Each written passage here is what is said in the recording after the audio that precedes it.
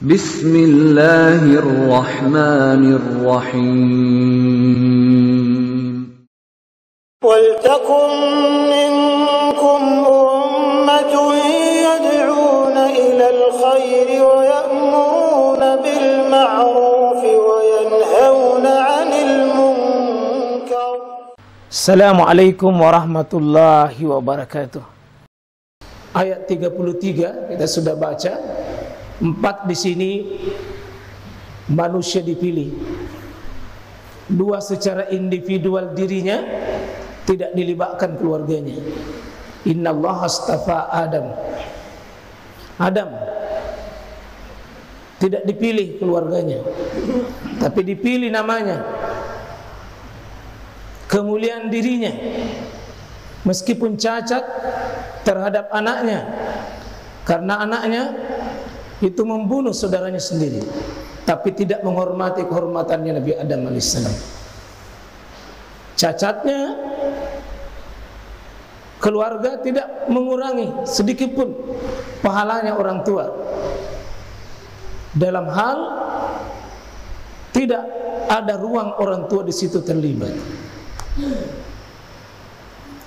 Demikian Nuh, cuma pribadinya, tidak dilibatkan keluarganya, karena Nuh cacat istrinya dan anaknya. Tapi Nuh tetap Rasul Allah. Berulang-ulang disebutkan bahwa Nuh itu adalah innahu min ibadinal mu'minin, innahu minas solihin. Sungguhnya dia adalah hamba-hambaku yang soleh. Tapi yang 2 di belakang itu bukan pribadinya saja, tapi masuk wa ala Ibrahim, keluarga Ibrahim, Ibrahim dan keluarganya, karena sukses istrinya beserta anaknya dan keturunannya ke bawah. Dan yang kedua, ini bukan nabi, bukan rasul, tapi terangkat namanya karena kemudian keluarganya wa ala Imran, dan keluarga Imran ini paling terbaik alal alamin, atas seluruh alam pada waktu zamannya, pada waktunya, insyaallah. Nah, zurriyatan ba'duha min ba'd. Semua ini Nabi Adam, Ibrahim, Imran dan seterusnya itu sebenarnya satu keturunan dengan keturunan yang lain. Mereka bisa ditarik yang jelas dari keturunan Nabi Adam. Tidak ada yang terbuat istimewa. Dan Allah tahu persis dari semua garis keturunan ini satu sama lain, Allah paling tahu, paling pas siapa yang paling pantas untuk mengendapkan penghargaan khusus dari Allah dengan istafa. Sehingga salah satu namanya Nabi kita Muhammad yang saya bacakan muqaddimah tadi, wa sallallahu ala nabiyina Mustafa. Muhammad itu manusia pilihan, terpilih dia sebagai apa? Imamul anbiya wa imamul mursalin wa khatamun nabiyyin wa khatamul mursalin. Dia Mustafa, terpilih, meskipun tidak disebutkan di sini, karena Muhammad adalah satu garis keturunan juga dengan Nabi kita Muhammad sallallahu alaihi wasallam. Ya. Wallahu samiun alim, artinya Allah tahu persis. Dengan sami, mendengar, ini fungsi bagian daripada sumber ilmu. Al-alim, tahu persis yang mana yang pantas diberikan kemuliaan pada hamba-hamba tersebut. Dan saya yakin kita ayuh sekalian, derajat kita di hadapan Allah bisa beda-beda, itu dalam sisi keluarga. Ada di antara kita mungkin secara pribadi lemah, tapi karena kemuliaan keluarga bisa naik. Sebaliknya ada pribadi kita bisa naik, tapi dia rendah skornya dalam sisi keluarga. Kita semua bisa masuk surga dengan insya Allah, dengan perolehan skor kita mudah-mudahan. Kalau lemah satu sisi, mudah-mudahan ada bisa kita naik. Dan syukurlah pribadi mulia, keluarga pun bisa mulia. Ya, kita mau bahas sisi keluarga Imran. Secara umum 4 ini dipilih. Sekarang khusus Imran. Ya. Iz qalat imratu Imran. Ingatlah ketika istri Imran itu berkata, berdoa, memanggil, berseru, bernazar kepada Allah Subhanahu wa taala. Ingat Pak, kunci sukses di sini terlibat yang diabadikan adalah tidak ada disebut kunci suksesnya suami, tidak. Tidak ada disebut suaminya apa prestasinya. Tapi yang diabadikan is qalat. Qalatnya perkataannya. Siapa perkataan diabadikan? Imratu Imran. Perkataannya perempuan. Perkataannya istrinya. Tidak disebutkan perkataannya suaminya. Karena istri yang soleh, istri yang mulia, itu hakikatnya di bawah bimbingan sang istri, sang suami. Sang suami ketika disebut istri, istrinya hakikatnya yang dibicarakan adalah suaminya. Ketika disebutkan istrinya yang begitu, tidak mungkin istri bisa menghasilkan ketaatan seperti itu tanpa terlibatnya bimbingan suami. Kenapa? Ar-rijalu qawwamuna 'alan nisa. Laki-laki itu pembentuk, pelindung, pencetak terhadap istri. Kalau ada istri yang soleh ya ikhwah, cenderung dibaliknya adalah ada suami yang soleh. Kalau ada suami yang sukses, cenderung ada istri yang berhasil di belakangnya. Apa perkataan istrinya? Siapa istrinya? Tidak disebutkan oleh Quran. Karena Quran bicara tentang sejarah, bicara tentang kebelian, itu bukan menyebut person. Siapapun bisa nanti terlibat. Kebetulan pelakunya ini oleh para ulama tafsir menyebutkan itu Hamna atau Hanna. Hanna. Itu ahli sejarah menyebutkan, Quran tidak sebut. Jadi ada perempuan, istrinya Imran,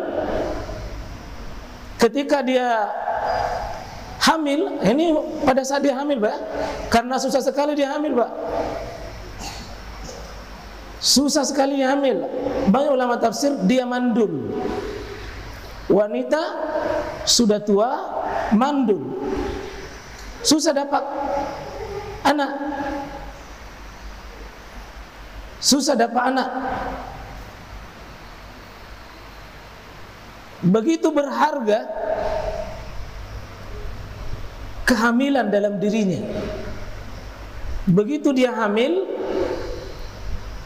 ternyata sepakat suami dengan istri untuk anak yang dikandungnya. Anak yang dikandungnya dia katakan, Rabbi inni nazartu laka ma fi batni muharrama. Wahai Allah Tuhanku, sesungguhnya nazartu, saya menazarkan, saya bertekad, saya wajibkan bagi diriku kepadamu ma fi batni, apa yang ada di perutku ini. Si Maryam itu yang ada di perut rahimnya Hanna, dia tekadkan, dia janji kepada Allah, anakku kelak saya obsesikan, saya cita-citakan, saya inginkan, saya harapkan ini anakku sebagai posisi muharrara. Muharrara oleh para ulama tafsir menyebutkan itu sebagai hamba Allah yang khusus mengabdi kepada engkau, yang khusus berada di rumah Allah, dulu namanya Haikal, rumah-rumah ibadah kaum Nasrani dahulu namanya Haikal. Itu yang pada akhirnya tempat nanti beribadah hamba-hamba Allah yang soleh, ingin dibawa ke situ. Untuk apa? Sebagai muharrara. Itu kalau muharrara, asal katanya Pak muharrara ini artinya orang merdeka dari kesibukan duniawi. Jadi muharrara itu artinya merdeka dari semua kesibukan duniawi. Itu muharrara. Lalu apa yang dia lakukan? Hanya beribadah di masjid untuk melayani hamba-hamba Allah yang ada di rumah Allah tersebut. Di rumah Allah dia hanya khusus melayani hamba-hamba Allah. Tinggal di dalam rumah Allah tersebut, melayani hamba Allah. Dia beribadah. Dia hanya betul-betul serahkan untuk taat kepada Allah. Ini target seorang ibu yang hamil bersama dengan suaminya. Maka ini sekalian pelajaran paling penting bagi kita. Ternyata mendidik seorang anak itu soleh bukan nanti dikasih sekolah di sekolah, bukan setelah dikuliahkan dengan universitas terpilih. Sudah ada pembinaan kesolehan oleh ayah dan ibu mensolehkan dirinya berdua. Lalu mereka punya visi yang sama. Visi yang sama apa ya?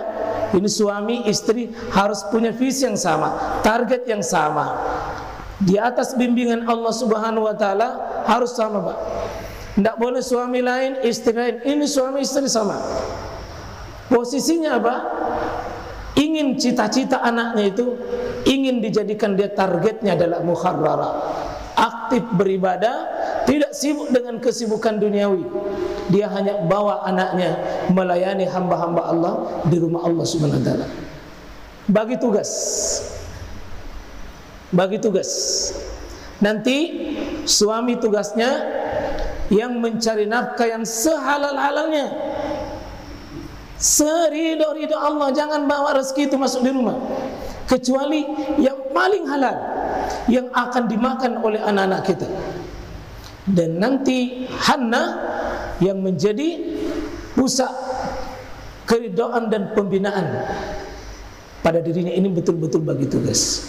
Saya sering mengatakan suami istri itu harus satu arah jalannya, Mbak. Jangan lain maunya suami, mau juga mau lain anaknya. Konsep Quran sepakat muharrara. Ini satu. Dan ini penting, Mbak. Kesolehan anak itu sudah dimulai dibangun sejak ibu dan bapak. Apa obsesinya memiliki anak? Apa rencana tak, apa niat tak memiliki anak? Kalau menurut ayat ini, dia memiliki anak supaya anaknya itu menjadi hambanya Allah yang taat. Dan suami istri adalah pemelihara tentang kesucian anak yang di atas fitrah tersebut. Jadi ayah itu Pak Rai, penjaga, penggembalanya itu anak. Sehingga kullu maulud yuladu alal fitrah, baik itu suci, bersih. Yang jaga itu bapaknya, yang jaga itu mamanya, ibunya. Kita harus jaga ini, Pak. Kalau ada anak nakal, bukan anak yang nakal, kita yang gagal. Targetnya apa? Muharrara, tumbuhkan ketaatannya, dia beribadah kepada Allah. Sehingga keliru sebagian orang tua punya anak satu, nanti ada yang rawat kalau sudah tua, buang itu, Pak. Terlalu rendah target. Kalau punya anak nanti kalau sudah tua ada yang pelihara. Buktinya juga kalau sudah menikah pergi semua. Iya. Itu orang tua dulu mulai anak itu orang paranno, dega anak no, macilaka kok. Lebih macilaka kok lagi narik komega anak no. Nama benak mana, abetak mana. Ya saya kira tidak ada yang mau seperti itu. Ada sebagian memiliki anak, apa targetnya? Pewaris harta. Nah, bila ada began orang parana tidak ada yang wariskan, Nah, pewaris itu bukan anak satu-satunya. Saya kira Pak, target tertinggi hadirnya anak di rumah kita adalah investasi akhirat.